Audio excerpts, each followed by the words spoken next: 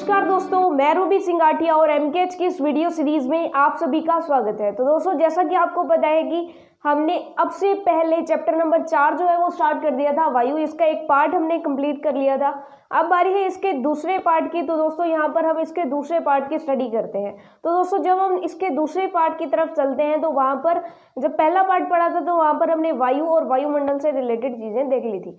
उसके बाद हमें सेकेंड पार्ट में पढ़ना है मौसम क्या होता है, आतपन क्या होता है, जलवायु क्या होती है, पवन क्या होती है, वर्षा क्या होती है, बादल क्या होते हैं। तो इन सभी चीज़ों के बारे में हम जानेंगे पार्ट सेकंड में। तो सबसे पहले हम स्टार्ट करते हैं जो हमारा सबसे पहला टॉपिक है।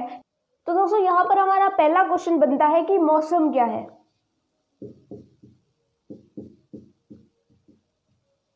मौसम क्या होता है। और दूसरा क्वेश्चन बनता है कि जलवायु क्या होती है।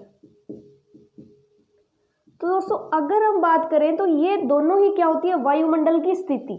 अब वायुमंडल की कैसे स्थिति है, वायुमंडल गर्म है, ठंडा है, हवा वाला है या वर्षा होने वाली है, तो वो स्थिति जो होती है उसी को हम मौसम कहते हैं, उसी को हम जलवायु कहते हैं। तो जब सेम परिभाषा हुई तो फिर इन दोनों में फर्क क्या हुआ। तो दोस्तों, अगर हम बात करें किसी घंटे की, किसी एक दिन की, तो उसे हम बोलेंगे मौसम। यानी अगर हम किसी एक दिन में वायुमंडल की स्थिति देखें कि ये दिन जो है वो बारिश वाला है, ये दिन जो है थोड़ा ठंडा है, ये दिन जो है वो थोड़ा ज़्यादा गर्म है, या किसी घंटे की बात करें कि अभी जो है बारिश वाला मौसम था और अभी बादल छट गए और अभी धूप आ गई है, तो ये अगर हम बात करें तो वो किस में लेंगे, हम मौसम में लेंगे। यानी अगर हम एक घंटे या एक दिन की वायुमंडल की स्थिति की बात करें तब हम उसे किस में रखेंगे, मौसम में रखेंगे।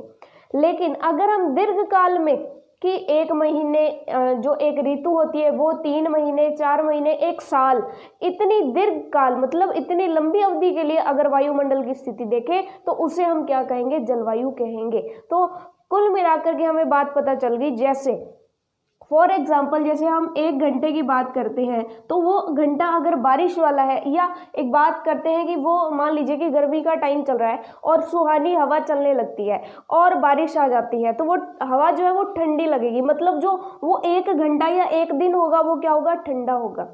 लेकिन अगर वहाँ की जलवायु देखें तो क्योंकि गर्मियाँ चल रही हैं तो गर्मियों में तो जलवायु कैसी होगी, गर्मी वाली होगी। तो वहाँ का मौसम तो क्या हो गया, ठंडा, लेकिन जलवायु क्या हो गई, गर्म।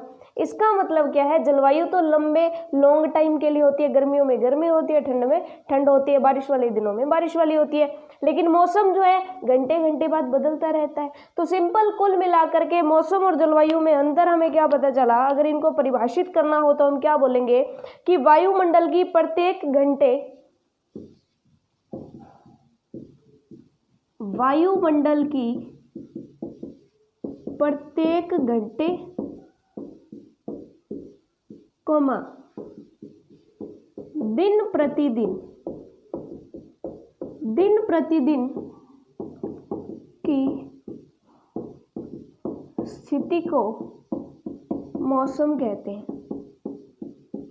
यानी अगर हम छोटी अवधि के लिए देखें स्थिति तो हम उसे क्या कहेंगे, मौसम कहेंगे। लेकिन यही वायुमंडल की स्थिति अगर हम दीर्घ काल के लिए देखें, लंबी अवधि के लिए देखें, तो हम उसे क्या कहेंगे, जलवायु कहेंगे। तो दीर्घायु में किसी स्थान का औसत मौसम,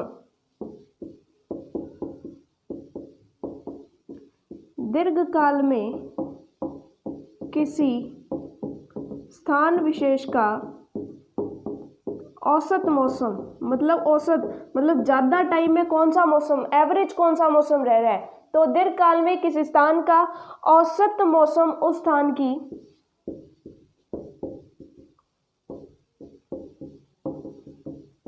जलवायु होती है। अब ये हमें फर्क पता चल गया कि मौसम और जलवायु में फर्क क्या है। तो ये अगर 2 क्वेश्चन आ जाए तो आप इसका आंसर कर सकते हो। तीसरा क्वेश्चन हमारे पास है, यहाँ पर हम बीच में कर लेते हैं। क्वेश्चन नंबर 3 यहाँ लिख लेते हैं, आपने इसके नीचे लिखना है। क्वेश्चन नंबर 3 कहता है कि तापमान क्या होता है। तापमान क्या होता है। हम कहते हैं कि आज का तापमान जो है वो 25 डिग्री सेंटीग्रेड है, आज का तापमान 35 डिग्री सेंटीग्रेड है। या ठंड की बात करें तो हम कभी कभी कहते हैं कि आज का तापमान -5 डिग्री सेंटीग्रेड चला गया जम्मू एंड कश्मीर में। तो यहाँ पर तापमान होता क्या है। तो सिंपल सी बात दोस्तों, कि वायु में मौजूद ताप एवं शीतलता के परिमाण को ही हम तापमान कहते हैं। यानी ताप कितना है, कितना वो गर्म है, कितना वो ठंडा है, उसका जो वो मान है उसी को हम क्या कहते हैं, तापमान। तो सिंपल अगर तापमान की परिभाषा लिखनी हो तो हम क्या लिखेंगे, वायुमंडल में उपस्थित ताप तथा शीतलता के परिमाण को तापमान कहते हैं। कि वो कितना गर्म है, कितना ठंडा है, उसका जो परिमाण है उसी को हम क्या कहते हैं, तापमान कहते हैं। अब उसके बाद दोस्तों ये तीन चीजें तो बहुत सिंपल थी, ये तो हम कर भी सकते हैं। चौथी जो नई चीज है वो है आतपन। ये आपके लिए एक नई चीज होगी कि आतपन क्या होता है, आतपन।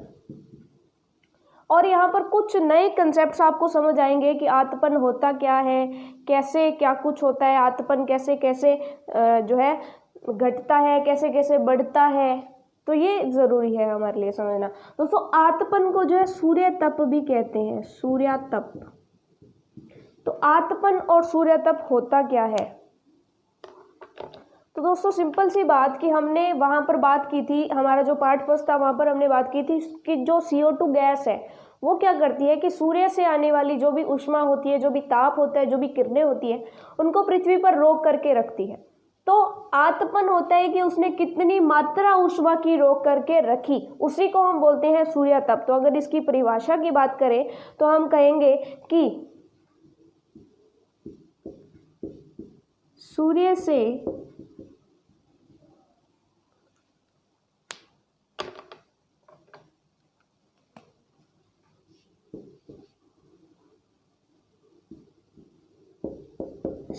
से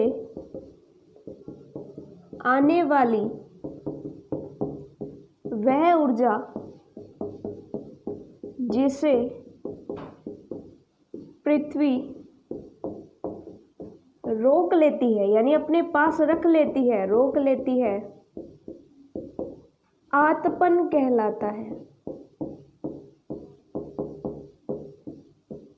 चलिए ये बिल्कुल क्लियर हो गया कि ये होता है आतपन। लेकिन अब यहाँ पर है कि आतपन कैसे कैसे बढ़ता है, कहाँ पर जाएं तो आतपन बढ़ता है, कहाँ पर जाएं तो आतपन कम होता है।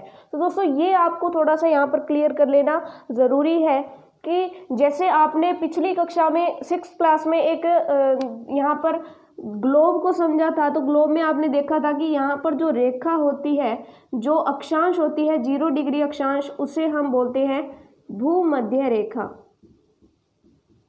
कि यहाँ पर जो 0 डिग्री अक्षांश होती है उसे हम बोलते हैं भूमध्य रेखा। और भूमध्य रेखा के जो ऊपर 23.5 डिग्री, जो 23 सही 1/3 डिग्री जो अक्षांश होती है, उत्तरी अक्षांश, उसे हम बोलते हैं कर्क रेखा। और इसी तरह से जो 23 सही 1/3 डिग्री दक्षिणी अक्षांश होती है, उसे हम क्या बोलते हैं, उसे हम बोलते हैं मकर रेखा। और दोस्तों ऋतुओं के अनुसार आप वहाँ पर बहुत ही अच्छे से पढ़ करके आए हो कि सूर्य क्या होता है, सूर्य यहाँ से कर्क रेखा तक जाता है लंबवत, उसके बाद वापिस आता है भूमध्य रेखा पर, फिर मकर रेखा पर जाता है और फिर भूमध्य रेखा पर वापिस आ जाता है। मतलब ज़्यादा टाइम सूर्य कहाँ पर रहता है, भूमध्य रेखा पर रहता है। और उधर जो है, अब क्योंकि उधर जाए तो वहाँ पर सूर्य रहता ही नहीं, सूर्य इसके ऊपर रहता है, तो सूर्य से दूर जाएंगे तो सूर्य से आने वाली ऊर्जा घटेगी या बढ़ेगी। तो ऑब्वियसली सिंपल सी बात कि अगर यहाँ पर सूर्य है, इसके ऊपर सूर्य पड़ रहा है, सूर्य से दूरी अगर बढ़ेगी तो सूर्य से जाने वाली ऊर्जा भी तो घटेगी ना। तो दूरी के साथ साथ ऊर्जा घटेगी, ऊर्जा घटेगी तो हम कह सकते हैं कि अगर हम भूमध्य रेखा से ध्रुवों की तरफ जाएं, आपको पता है ये जो बिल्कुल टॉप पॉइंट होते हैं इनको क्या बोलते हैं, उत्तर वाले ध्रुव को उत्तरी ध्रुव और दक्षिण वाले को क्या बोलते हैं, दक्षिणी ध्रुव। तो हमें यहाँ पर एक चीज़ बहुत अच्छे से क्लियर हो गई है कि भूमध्य रेखा से ध्रुवों की तरफ जाने पर आतपन का मान जो है वो घटता है। तो यहाँ पर एक लाइन आप ऐड कर लीजिए, ये डायग्राम आप बनाना चाहें तो बना सकते हैं। यहाँ पर आप लिख लीजिए कि आतपन तापमान के वितरण को प्रभावित करता है, ये हमें पता चल गया। जितना आतपन होगा उतना तापमान होगा वहाँ का, क्योंकि उतना ही ज़्यादा सूर्य तप वहाँ पर पहुँचेगा। और अगर देखें तो आतपन की मात्रा भूमध्य रेखा से ध्रुवों की ओर घटती है, भूमध्य रेखा से ध्रुवों की तरफ जाएं तो घटती है, तो ये आपको यहाँ पर याद रखना है। अब जैसे जैसे भूमध्य रेखा से उत्तरी ध्रुवों पर जाने पर आतपन घटेगा, वैसे वैसे तापमान भी तो घटेगा। तो तापमान हमेशा भूमध्य रेखा से चाहे ऊपर चले जाएं चाहे नीचे चले जाएं, ध्रुवों की तरफ जाने पर घटता है। तो ये 2 लाइनें आपको यहाँ पर लिखनी है। तो ये 4 चीज़ें हमने यहाँ पर अच्छे से डिफाइन कर ली है, इनमें आपको कोई डाउट नहीं होना चाहिए। अगर आपको अभी भी कोई डाउट है तो आप कमेंट बॉक्स में कमेंट कर दीजिएगा। चलिए अब हम 5वीं चीज़ की तरफ चलते हैं। वायुदाब क्या होता है, उच्च वायुदाब क्षेत्र क्या होते हैं, निम्न वायुदाब क्षेत्र क्या होते हैं, और फिर आंधियां कैसे आती हैं, वायु कैसे चलती है, ये सब हम यहाँ पर पढ़ने वाले हैं। चलिए दोस्तों, अब हम बात कर रहे थे कि वायुदाब किसे कहते हैं या वायुदाब होता क्या है। तो दोस्तों सिंपल सी बात है कि हमारी धरती के ऊपर हमें पता है कि वायु है, और उस वायु द्वारा हमारी धरती पर जो दाब लगाया जाता है उसी को हम क्या बोलते हैं, वायुदाब। तो सिंपल सी बात, बहुत सिंपल बात कि पृथ्वी पर वायु के भार द्वारा लगाया गया दाब वायु दाब कहलाता है।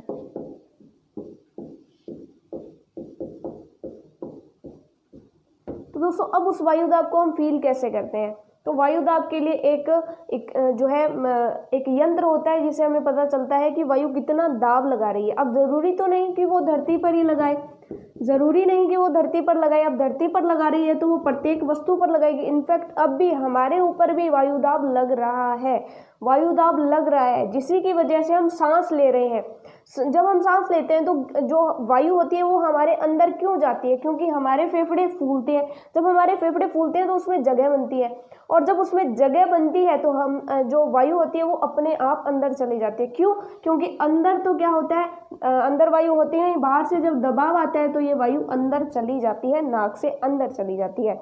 इसका मतलब क्या है दोस्तों, अब आप सोचते होंगे कि फिर वायु बाहर कैसे आती है, क्योंकि सांस में तो अंदर भी जाती है और बाहर भी आती है। तो जब फेफड़े सिकुड़ते हैं तो वो दबाव लगाते हैं तो वो वायु बाहर आ जाती है। चलिए, तो इसका मतलब वायुदाब जो है वो हर चीज़ पर लगता है।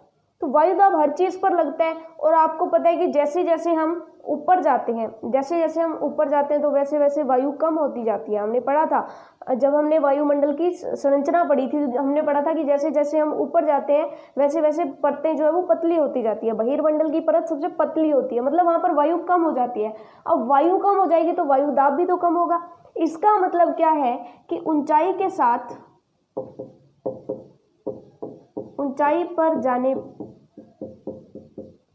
पर जाने से वायुदाब का मान घटता है। यानी जो वायुदाब है, जैसे जैसे हम ऊपर जाएंगे वैसे वैसे वायुदाब जो है वो घटता चला जाएगा, और वो भी तेजी से घटेगा। और एक उसमें और इम्पोर्टेंट बात कि सबसे ज़्यादा वायुदाब जो लगता है वो धरती पर ना लग के किस पर लगता है, समुद्र तट पर लगता है। तो यहाँ पर एक चीज़ और इम्पोर्टेंट कि सर्वाधिक वायुदाब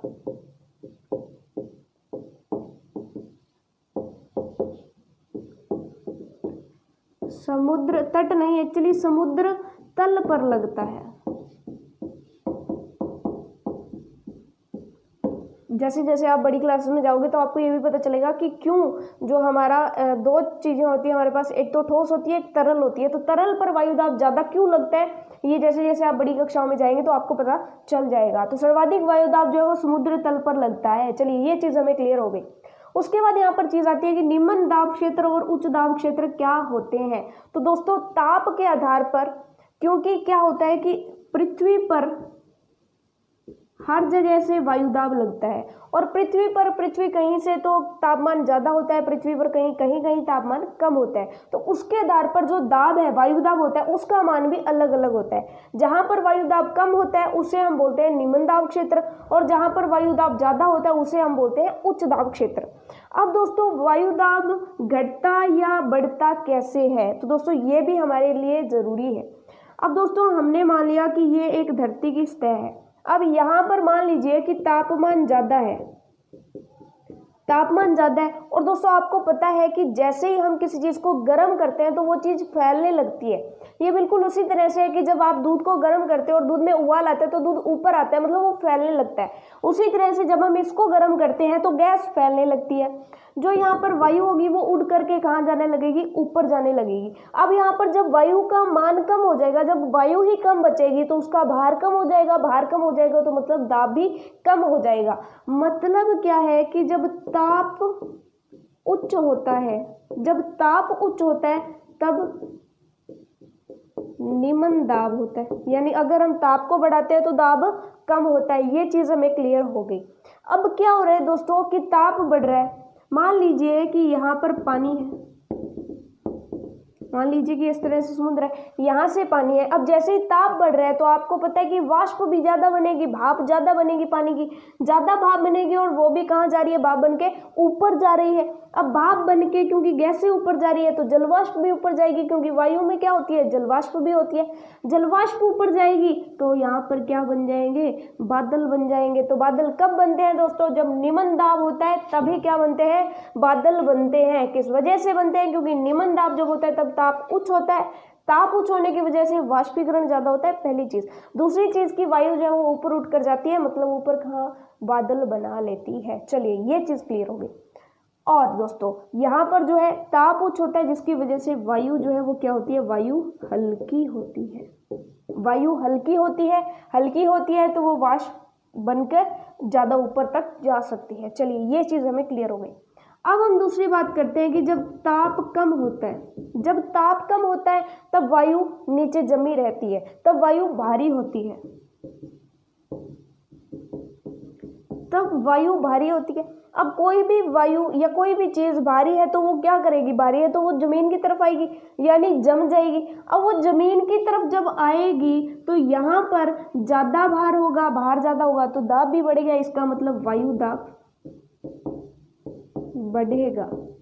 यानी जब ताप घटेगा तो वायु दाब बढ़ेगा। और जब दोस्तों वायु दाब बढ़ रहा है, चीजें नीचे आ रही हैं, तो ऊपर बादल वगैरह नहीं बनेंगे, तो आसमान क्या होगा इस समय आसमान साफ सुथरा होगा। तो इन चीजों का आपको रट्टा मार लेना है, समझ लिया आपने, इन चीजों को याद कर लीजिए कि जब ताप उच्च होता है तब दाब निम्न होगा, और जब दाब निम्न होगा वायु हल्की होगी, ऊपर जाएगी, ऊपर जाएगी तो इसके साथ वाष्प भी जाएगी, वाष्प जाएगी तो ऊपर बादल बनेंगे। जब ताप कम होगा तो वायु भारी होगी, वायु दाब बढ़ेगा, वायु दाब बढ़ेगा तो चीजें नीचे आएंगी, नीचे आएंगी तो आसमान साफ सुथरा हो जाएगा। अब इसको थ्योरेटिकल वे में कैसे लिखना है वो हम देख लेते हैं।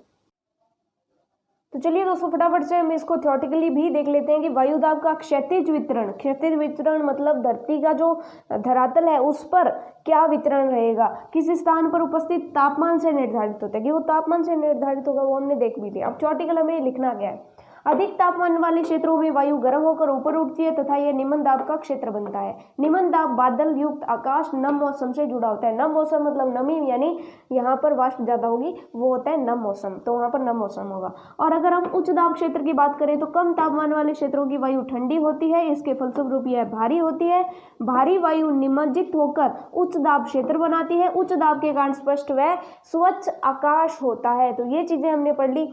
हमारे पास वायु दाब से रिलेटेड 2 क्वेश्चन थे जो कि हमने बिल्कुल अच्छे से क्लियर कर लिए हैं। एक नोट जरूर डाल करके लिखिएगा कि वायु जो है हमेशा कहाँ से कहाँ गमन करती है, मतलब किधर से किधर की तरफ चलती है। तो दोस्तों वायु हमेशा उच्च दाब से निम्न दाब की तरफ आना पसंद करती है। दोस्तों सिंपल सी बात है कि एक जगह, अब देखिए ये बहुत ही अच्छा कंसेप्ट है और ये बहुत ही सिंपल कंसेप्ट है कि जब भी हमारे ऊपर कोई दबाव ज़्यादा बनाता है तो सिंपल एग्जाम्पल लेते हैं कि अगर हमें पढ़ाई के लिए कोई ज़्यादा दबाव बनाता है तो हम वहाँ पर रहना पसंद करेंगे, या फिर कोई पढ़ाई के लिए हमारे ऊपर दबाव नहीं बनाता है तो वहाँ, तो सिंपल सी बात है जहाँ दबाव नहीं है हम वहाँ जाना पसंद करेंगे। तो सिंपली वायु भी क्या होती है कि उच्च दाब क्षेत्र से किधर आना पसंद करती है, निम्न दाब क्षेत्र की तरफ आना पसंद करती है, क्योंकि वहाँ पर दबाव ज़्यादा है जो कि उसको इधर फेंकता है, किधर, निम्न दाब के क्षेत्र में। तो ये नोट डाल करके लिखिएगा कि वायु हमेशा उच्च दाब क्षेत्र से निम्न दाब क्षेत्र की तरफ चलती है। वायु यानी पवन। तो नेक्स्ट हम टॉपिक